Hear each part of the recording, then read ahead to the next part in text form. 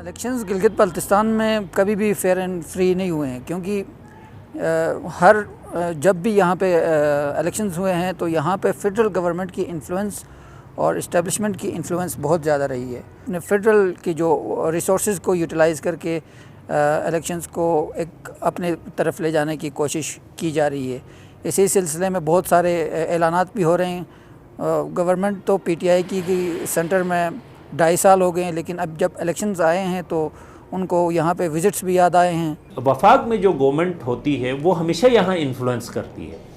پہلے بھی ہم نے دیکھا، جب وہاں پی پی پی کی گورنمنٹ تھی یہاں پی پی پی کی گورنمنٹ بن گئی، جب وہاں مسلم لیگ نون کی گورنمنٹ تھی یہاں مسلم لیگ نون کی گورنمنٹ بن گئی۔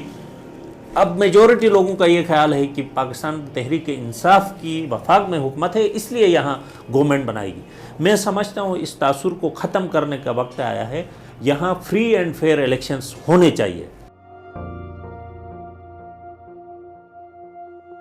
ہمارے لیے خوشائن بات ہے کہ 1994 میں جو پروسیس شروع ہوا تھا پولیٹیکل پارٹی بیسڈ الیکشنز کا، وہ اب ڈیولپ ہوتے ہوتے 2020 میں کافی میچور ہو چکا ہے۔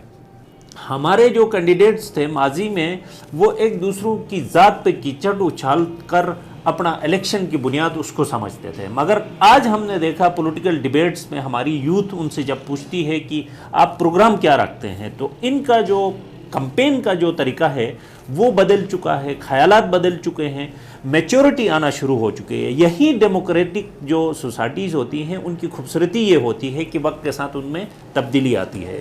ایک بڑا طبقہ ایسا ہے جو اس الیکشن کے پروسیس میں شامل ہی نہیں ہوتا ہے۔ اس کی وجہ یہ ہے کہ اعتماد نہیں ہے اس سسٹم کے اوپر، اس پروسیس کے اوپر۔ میرا خیال ہے کہ یہ وقت آن پہنچا ہے۔ گلگت بلتستان میں لٹریسی ریٹ پاکستان کی نسبت زیادہ ہے۔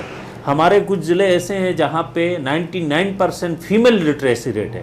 آپ میل لٹریسی ریٹ کو تو چھوڑیں، یہ پاکستان میں سب سے زیادہ لٹریسی ریٹ ہے۔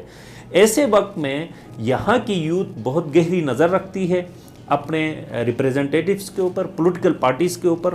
ان کے پاس کوئی اور راستہ نہیں ہے، پرفارم کرنا ہوگا، ڈیلیور کرنا ہوگا۔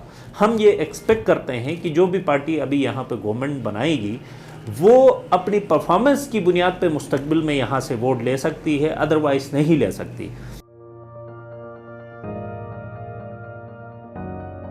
جن لوگوں کے پاس نالج ہے یا جو پالیٹکس کے بارے میں اویئر ہیں، ان کی نظر میں تو الیکشن ایک بہت بڑی چیز ہے، اور اس کی فیئرنس جو نہیں ہے اس سے جڑی ہماری پوری فیوچر ہے، اور اس میں جو فیئرنس نہیں ہوتی ہے تو سمجھو ہمارا پورا فیوچر کے اوپر، فیوچر جنریشنز کے اوپر اس کا اثر جاتا ہے۔ تو اس کا فیئر ہونا بہت ہی لازمی ہے میرے حساب سے۔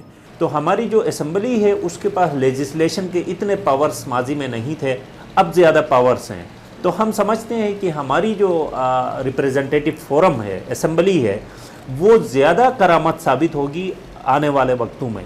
تو ہم ایک ایسے بندے کو اپنے حلقے میں چننا پسند کریں گے جو ان سارے معاملات کو جانتا ہو، اس کے اندر یہ صلاحیت موجود ہو کہ وہ لیجسلیشن کے پروسیس میں ہماری طرف سے ریپریزنٹیشن کرے، اور اسمبلی کے اندر ایک فروٹفل ڈسکشن کو پروموٹ کرنے میں اور علاقے کی بہتری کے لیے، علاقے کو ڈیولپمنٹ کے تناظر میں آگے لے جانے کے لیے، ہیومن ڈیولپمنٹ اور فائنینشیل ڈیولپمنٹ، یہ ساری چیزیں کرنے کے لیے ہم ایک ویژنری پولیٹیکل فگر کی ضرورت ہے جو ہم اپنے حلقے سے جتوائیں، اور یہ نہ صرف اپنے حلقے سے بلکہ ہم دیگر حلقوں کے دوستوں کو بھی یہ کہتے ہیں کہ وہ ایک وائبرنٹ قسم کے پولیٹیکل جو لیڈرز ہیں ان کو اسمبلی میں بھیجیں، تاکہ مشترکہ طور پہ وہ علاقے کی بہتری کے لیے وہاں پہ پالیسیز بنا سکیں، لیجسلیشن کر سکیں، اور اس علاقے کو اور مملکت خداداد پاکستان کی ترقی کے ضامن ہو سکیں۔